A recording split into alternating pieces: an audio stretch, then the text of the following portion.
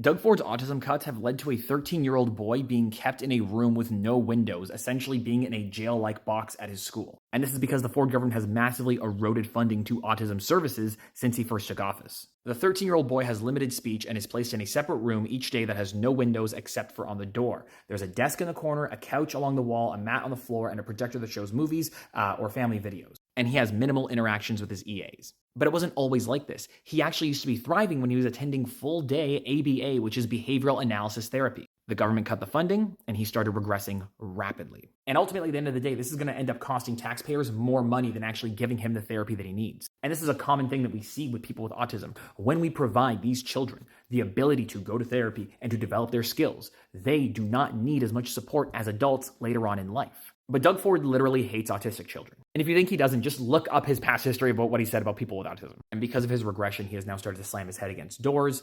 He wasn't doing that before, and he has a bunch of new escalated behaviors. And this is also a cause for concern for other students in the spec ed rooms as well as for the EAs, which is why he is in this special room. And using the word special there feels very gross. Under the former Liberal government's program, he was receiving about $90,000 a year, and that was cut to $41,000 a year a couple years ago. It is now currently even lower than that. He used to get therapy 5 days a week, then it was 2 days, now it's less than that. Doug Ford's policies are directly harming the lives of everyday Ontarians. More specifically, they are harming the lives of marginalized individuals and children. That is why I say time and time again that Doug Ford does not care about you. He does not care about your children. He does not care about their education. He does not care about their healthcare. He does not care about your well-being or your children's well-being. If he did, he wouldn't have been so adamantly, actively cutting funding to autism services in Ontario, as well as cutting funding to healthcare and education across the province.